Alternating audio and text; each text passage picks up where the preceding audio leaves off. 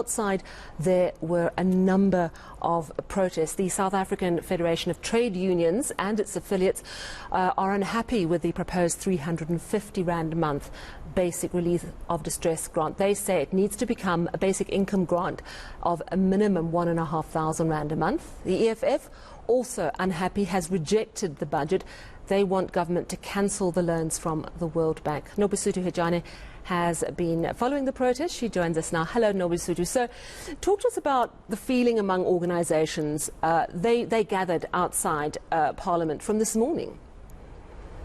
Certainly, Sally. In fact, when we got there, there were a few members of OUTA who were telling us that they want government to sort of give relief on fuel levies and saying that it's too much for South Africans who are also trying to come to terms, especially with the COVID impact. But there were a number of civil society organizations. We also saw women on farms who are calling for the wealthy to be taxed more so that they highlight the issue of inequalities, saying that women in farms, they are at the bottom of the food chains. They work so much, and especially in farms where they only work seasonal. So 6 months they'll be working, and then the rest of the year they'll be at homes.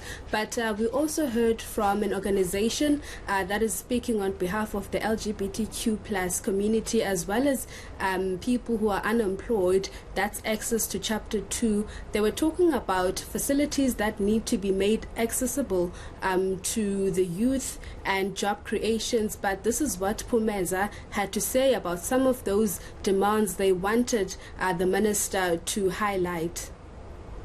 A lot of young people are unemployed. Most of the youth, like it's about 66.5% of the young people that are not working. And we have our people, our parents, even children, that every day they sleep without getting food. So we are here to say, you know, the budget must be allocated to where it's supposed to be. As well, I speak on behalf of the LGBTI community that today most of us have no places to stay. Gender-based violence is high in our communities. There are no shelters for people to run off to. And even if they go to shelters, they found out that the shelters have not, they don't have enough services for them. So today, I want to say that to the ministers, when they allocate budget, they need to think of the people, of the poor people actually. We cannot have more than 3 million children that are sleeping without food and have cabinet ministers that are earning more than 17 million a month. So what are we saying about our people? So why is it so important for them to earn so much money and not important to spread the money to the poor people? So that's the reason why today we are here. More shelters for people. Budgets must be allocated to where we know that it's going to support the people who are in need of it. The CFC's offices, they have nothing. So we want that money to be allocated where it's supposed to be.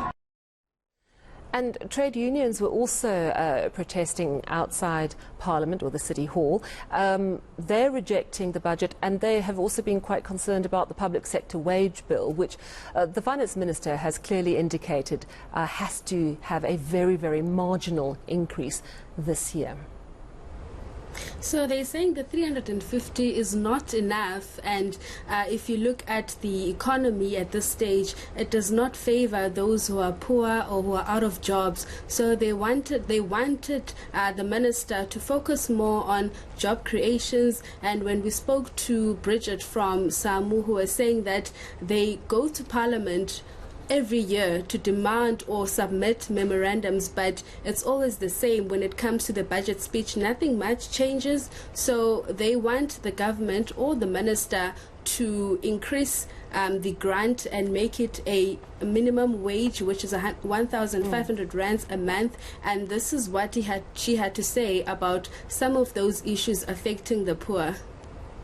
One of the basic things that we were hoping that he would announce today was the issue around providing 1,500 rand in terms of basic income grants for our people. Thousands and thousands of South Africans are going to bed with an empty stomach on a daily basis. And we are saying 350 is nothing. It is even below inflation. Therefore, how are they expecting South Africans to live? They are killing us by hunger.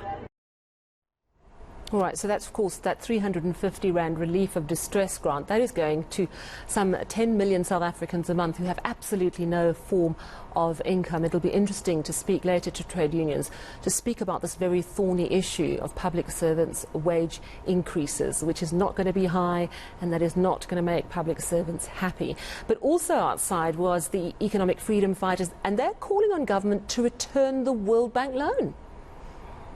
Certainly. So they've issued, or rather submitted, a memorandum of demands to Parliament, and they've given government 7 days to respond to those demands. They're saying that the loan that was given by the World Bank is going to control the country should the country not be able to pay it back. So they're rejecting it and saying that government should take it back, and saying that if the country is in debt, so it means that the World Bank will control industries in the country, and they would have the say as to how the country is being run or operated. So they are saying that the government will not have a say to the international or to the World Bank. So they want government to return that money, and